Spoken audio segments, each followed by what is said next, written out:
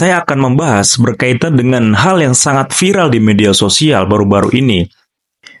Jadi ada sebuah statement yang dikeluarkan oleh salah seorang mantan politikus dari Malaysia. Dan statementnya ini berkaitan dengan sifat ataupun watak dari orang Malaysia.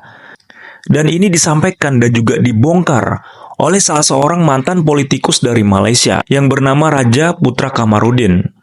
Beliau adalah mantan politikus terkenal di Malaysia. Sebelum menonton video ini, jangan lupa klik dulu like, subscribe, dan klik tombol lonceng ya guys, agar kalian semuanya tahu informasi yang belum kalian tahu. Oke, check it out. Orang Melayu ni menghadapi satu penyakit yang dipanggil denial syndrome. Orang Melayu susah nak terima kebenaran.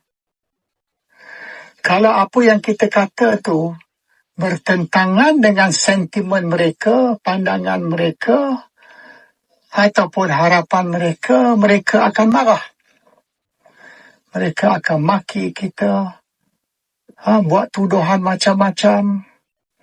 Awak sudah kena beli, awak sudah U-turn, awak nak cari jalan nak balik ke Malaysia.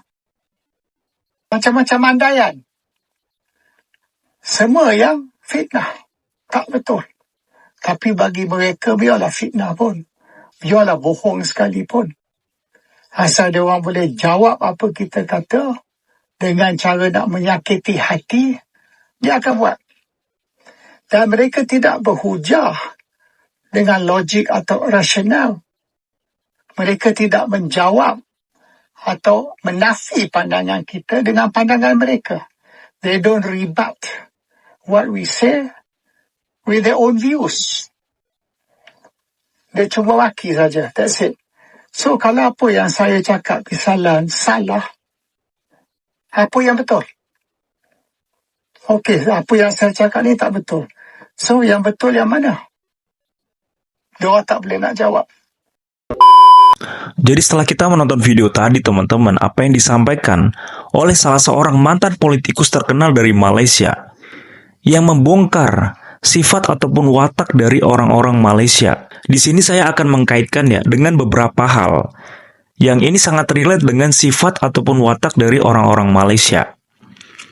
Seperti halnya banyak seni dan budaya kita, makanan khas dari Indonesia yang diklaim oleh Malaysia, yang secara terang-terangan diklaim oleh Malaysia. Bahkan seni budaya dan juga makanan khas ini telah diakui UNESCO.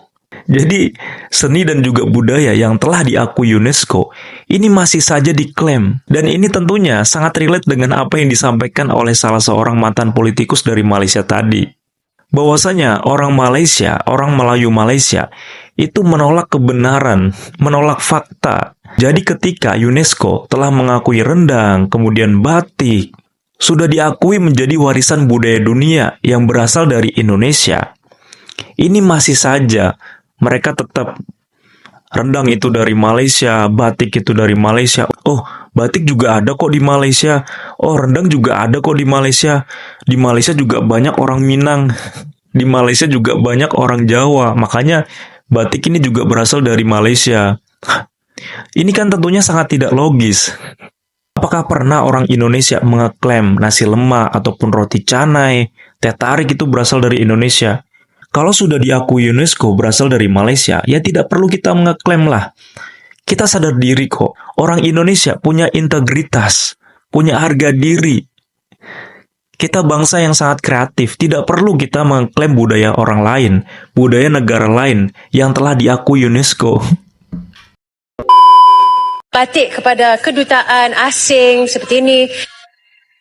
Khazanah budaya kita seperti Mak Yong, Boria, Gamelan, Mek Mulung bukan sekadar bentuk seni. Mereka adalah naratif hidup nenek moyang kita. Jadi adakah kita benar-benar melakukan cukup untuk memelihara dan mempromosikan khazanah ini? Bagaimana kita memanfaatkan modal budaya kaya kita bukan sahaja untuk memelihara tetapi untuk mempromosikan dan juga meraih manfaat daripada warisan kita.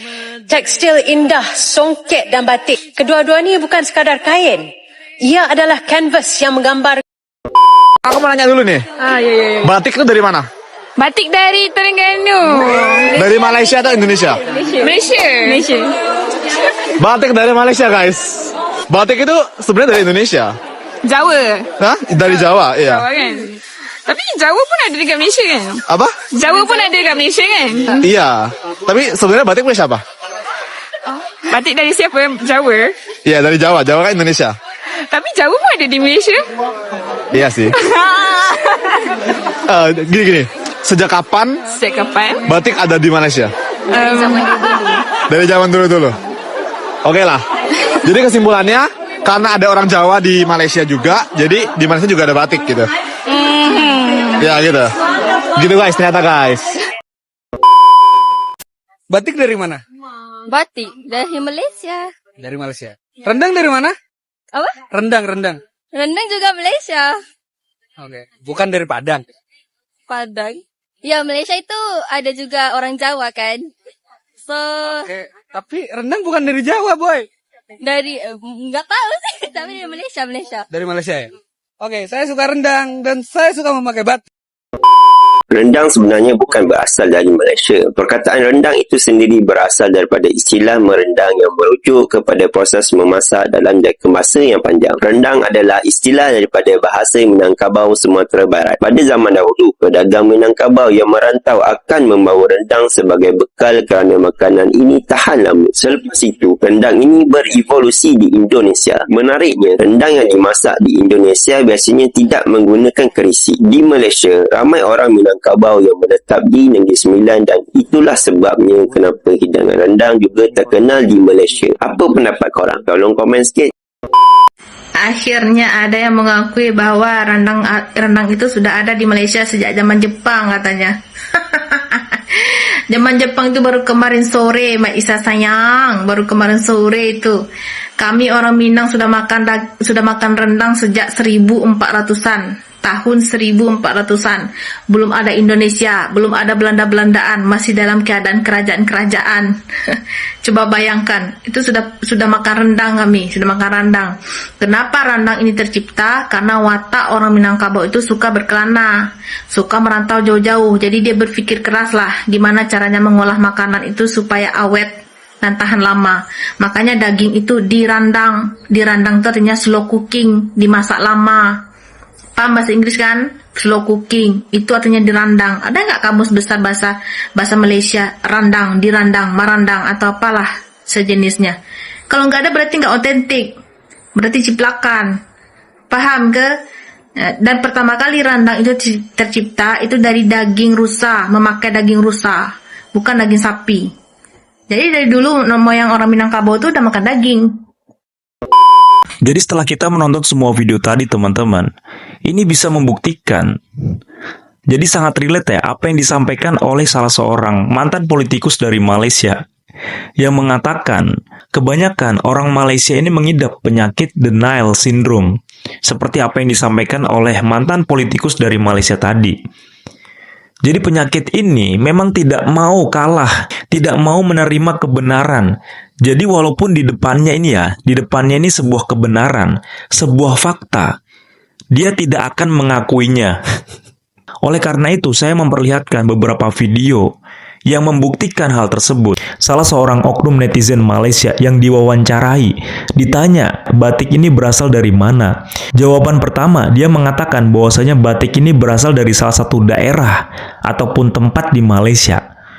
Kemudian ketika si penanya ini menjelaskan bahwasanya batik itu dari Indonesia, kemudian orang Malaysia tadi ngeles, ya batik dari Jawa kan? Jawa kan juga ada di Malaysia. Kenapa dia tidak memberikan jawabannya di awal bahwasanya batik itu berasal dari Jawa? Kenapa malah dia mengatakan bahwasanya batik itu berasal dari salah satu daerah di Malaysia? Itu kan sudah sangat jelas dia itu berbohong. Dan dia menyadarinya dia sedang berbohong karena dia tahu jawabannya. Batik itu berasal dari Jawa. Kemudian dia menambahkan lagi, di Malaysia kan ada orang Jawa. Ya batik dari Malaysia juga. Lah, logikanya ya teman-teman, memangnya Pulau Jawa itu ada di mana? Kan di Indonesia. Dan poinnya di sini teman-teman, rendang dan juga batik ini telah diakui UNESCO sebagai warisan budaya dunia berasal dari Indonesia. Batik di tahun 2009, kemudian juga rendang di tahun 2013. Dan ini sudah sangat jelas di website UNESCO.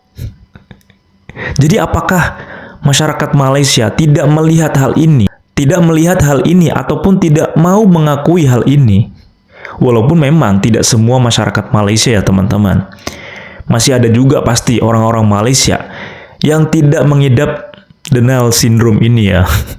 Tapi ketika banyak kreator dari Indonesia yang mengajukan pertanyaan seperti ini di Malaysia, itu sudah pasti jawaban mereka tetap rendang dari Malaysia, batik dari Malaysia, kemudian gamelan, kemudian angklung yang sudah sangat jelas-jelas sudah diakui UNESCO, masih juga tetap diklaim tidak mau menerima fakta dan juga kebenaran. Jadi buat netizen dari Malaysia, tolonglah untuk seni dan juga budaya dari Indonesia yang sudah diakui UNESCO, jangan juga diklaim. Kita masyarakat Indonesia tidak pernah sekalipun mengeklaim seni dan juga budaya dari Malaysia yang telah diakui UNESCO. Karena memang masyarakat Indonesia punya harga diri, bisa melihat fakta. Ini loh sudah diakui UNESCO, ngapain juga kita klaim? Nah, gimana nih tanggapannya teman-teman berkaitan dengan informasi ini? Tetap semangat, tetap dukung Indonesia. Jangan lupa komen, diskusi di kolom komentar. See you the next video. Bye-bye.